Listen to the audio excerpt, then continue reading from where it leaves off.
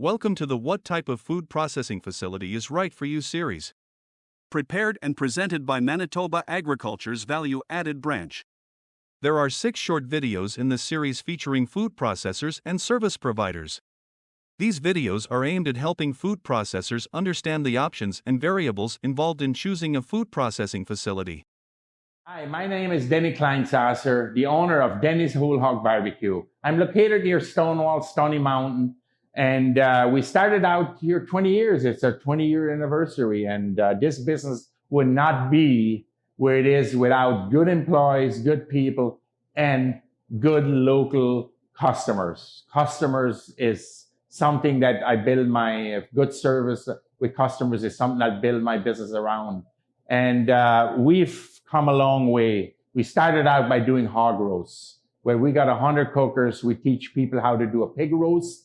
And when they go to an event, they phone us how big a pig they need, how many people they want to feed. We basically take care of it. And then people said, Denny, can you cook it for me? And we started cooking for people. And then people said, can you do the salads? And I just went back to the drawing board. And I've learned, never put all your eggs in one basket. Learn to diversify. Learn to align yourself with the right people, with the obey the regulations, and just keep on growing your business. And for me, I grew it pretty quick, where we did a lot of pig roasts, a lot of catering and all that, but I knew I needed more. By that, I know all the products that we produce, the pulled pork, the chicken, the brisket, and all those pulled products, we needed to get them. People were asking me in the wintertime, where do we get them? That's how I started retail. So once I started developing my products to get the nutritional labeling done and get the facility license to do for food safety, is I've learned we need to get a beautiful looking packaging. That's where you get a hold of packaging company, get your nutritional labeling done.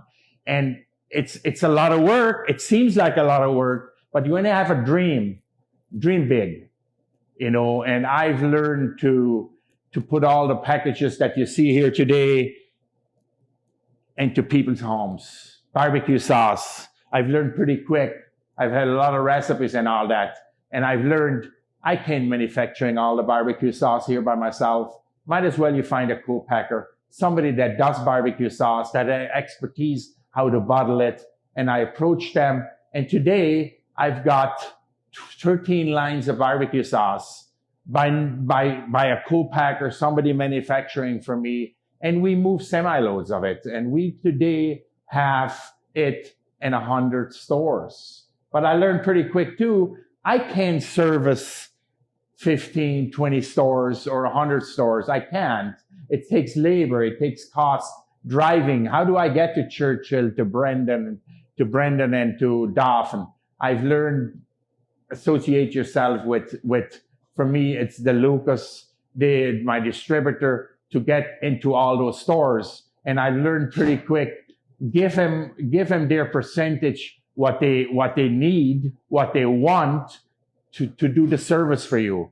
And once I started realizing that, now all of a sudden I went from 20 stores that I couldn't properly service myself. Now guess what? Today, through a distributor, we're in 100 stores. That's growth. That's growth by using other people and other businesses that are very successful what they do. And I've learned not put all your eggs in one basket. I've said it a few times, but this is a true statement. You need to diversify into many different areas, because retail to me is big now. It's taking the products that I've developed. We worked hard by developing all the pulled products from pork to beef to brisket to turkey to chicken. All those products are now available in retail to everybody all year round. It's just a beautiful story to tell people how you can have your dreams many years ago to where we are today. And it took a lot of people beside me, expertise, to make those products get into people's homes. Cooking has always been a dream for me. Growing up and with mom and dad, I used to always fool around with different sauces, different recipes. And that's where the idea came from. It's a dream growing up as a kid with mom and dad, trying different flavors and trying different. And one day I decided I need to take my ideas and my recipes to another level. And by taking it to another level, you can't always do it all by yourself. And this is just a blueberry chipotle we just came up the last couple of months. And how did it start? We started fooling around, making our own recipes and making the sauce. And then I realized pretty quick, I can't do it by myself. So I got a co-packer. I approached a company that does the barbecue sauce for me.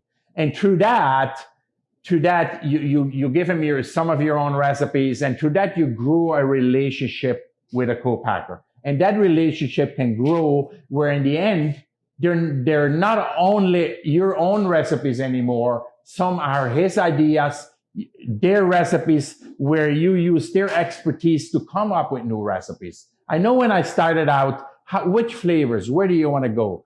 Some people like hot, some people like mild. So when I came up with my first recipes was keep some of my barbecues on the hot end, on the medium end, and some on the low end, because you're dealing with a lot of people here and not everybody has the same tolerance for heat. So lots of my barbecue sauce came from an idea. Went to Jamaica once and I said to the taxi driver, here's $100, take me to the best jerk chicken, jerk pork place. He did. I left there with some ideas. What does the Jamaican use? What ingredients do they use for making their products hot?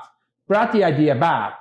I gave this idea to my co-packer with the ingredients that Jamaica used to develop my barbecue sauce today that's very famous. It's my jerk sauce. This is one idea. Co-packaging can go in many different ways. If you look at how I co-package with different businesses, I have a barbecue sauce where their logo is in the other side, my logo is in one side. It came out of a trip to Mexico with my wife. Here I'm sitting in a restaurant. Somebody comes with a little Mickey or takes a picture of us, comes back 20 minutes after, gives me a little Mickey with a picture of me and my wife on there and the Mickey. They wanted $20. I gladly gave them $20. But there a light bulb went on. Wow. Co-packaging can go to another level. I come back, businesses give out caps and pens. What did I do? I started offering the barbecue sauce where the people send us their logo. We've got it all arranged with a printing company where we get, if they want a minimum of 100 bottles, we send the logo in, we get their picture or their logo, we put it on the bottle, and now they can hand that to their customers. Where I still get exposure, they get exposure on the other side. So it's a win-win for everybody. But I got this idea on my vacation on the trip. So I never stopped thinking. You always gotta think outside the box. That's what I've learned with the barbecue business. Today we got 13 lines and you've got them from real hot to medium, but we've learned to work with your co-packer. You gotta work with your recipes with them. Some of those co-packers got expertise on the barbecue sauce that we didn't have. So you need to learn with other people to grow your business and never be shy to sit down with them, a discussion, and develop your own product. So today my product is at 100 stores just because I wasn't afraid to listen and source it out. Somebody else that's an expert and bottling it. And that's why, with an open mind, that's why my business has grown tremendously. And another thing about barbecue sauce, if you have to start the infrastructure of how to do sauce, my facility can put out the best pulled pork and different pulled products. I've got the staff in place. For now, to add added value, I didn't have to build a plant how to produce the sauce. That's where co-packers come in because they co-package for many different people. And the infrastructure cost was his. And it would have cost me money too by employees and infrastructure. You use them and it's good for their business because all of a sudden they're co-packaging for a bunch of companies. They're moving more volume. So it's a win-win for everybody to align yourself with a co-packer to do some of your product if you want to grow your business. We've learned to diversify even with equipment to make things easier. One thing we've always learned to do with my products is cook it very slow. 200 degrees, 240 max, 17 hours. Let your meat rest, and it turns very tender. By doing that, you need some good equipment. We've got some equipment. We research equipment. It's a big world out there. There's a lot of people manufacturing equipment. I'm not an expert on that. You look for the right equipment that fits for your facility. The rationale was a step up for me because it's computerized, where you can put whatever protein you want in there. They even have a smoke cycle in there. When you can put it in there, set the timer or set the machine. It cooks overnight when you're not even here, and it brings you flavor by the smoke cycle they have. But more than anything, you can set your your machine where it puts X amount of moisture in there, and it takes the guesswork away. It just takes the guesswork. So equipment is very important. And then we have the bigger cooker that does 1,000 pounds of pulled pork in one night. It's basically, you have a smoke cycle, and you just put it in there. And the secret to cooking is 17 hours, low temperature, very slowly. And I've learned by having the right equipment to do that, you're going to have a more consistent product. You're going to have a very tender product. And then you put a good product out. You have the good recipe. It's very important to have the right equipment to put your dreams into reality with good equipment. And we've learned to do that. We've learned to diversify with all the different products. When you look in my freezer here, you can see all the different products we have, from supplying wholesale to Pretz, JFS, and Cisco. We got the wholesale. So now all of a sudden I got a 10-pound box with 2 5-pound boiled bags in there that is available to other restaurants. You go into restaurants, I'm on their menu, but that product is now available to wholesale. Then I went into retail. Now, when you look at all my retail products that you see here, all those retail products are in a 400-gram package that people can pick up in 100 retail stores in Manitoba, and it's very easy to do. Hockey mom, taking the kids out, comes home. She doesn't have time for cooking. She can take this 400-gram package, put it in boiling water. She can have a meal served on a bun in 15 minutes. And we've learned to not only do pork, beef, brisket, chicken. We've done all those different products. In the last year, we came up with doing the meals for one. We got 7 different meals for one, with mac and cheese with pork to chicken, barbecue chicken. We've got meatballs with rice. We've came up with very convenient. People can go into my store or the caterer, or people can phone me. Can you bring us individual packed meals up to 1,500, any amount? It's very easy for them. When we come to the job site, they can be heated up. People can grab it, go to their own office and eat the meal. But more than anything, on the retail side, we're making it available to stores now, where people can pick up those meals for one, go home, put it in the microwave in the oven, and they can enjoy Denny's Whole Hog on their plate in just a few minutes. I remember when I started out, do I build my own facility? Do I rent space from somebody else? In my case here, I settled out in the country. I bought a little parcel of land where I built my facility, but I had a long-range vision.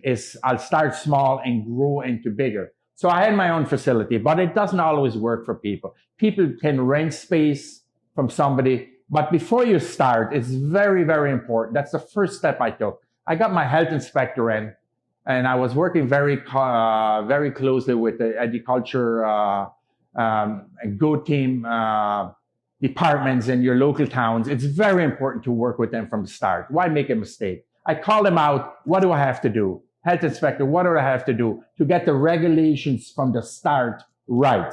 And this was very important for me. I chose to build my facility up in years, but that doesn't mean you can't go rent some space and you don't own the overhead, because if you don't have the money, you can always rent some space and pay your rent fee, and eventually step 2 could be to own your own facility. But I would highly recommend you need to get your health inspector and the agriculture go teams involved in your local community to do it right from the start. And I'm a strong believer, and always have been, for support local. That means me as a local entrepreneur, I gotta support local other entrepreneurs. If they have a product that I can use here, and I do that, I shop as much local as I can, and I've learned too how important it is for Winnipeg, for Manitoba to support local. If you support local, you're not only supporting me as my own family for local, you're actually supporting other local business, but you're supporting my employees. My employees have mortgages, my employees work for me, but you're supporting me as a family, but you're actually supporting those families. And so I would say it's very important to buy, always think first, where can I buy something local? Local products, local made, you're supporting some local businesses. And I think it's very important to shop local.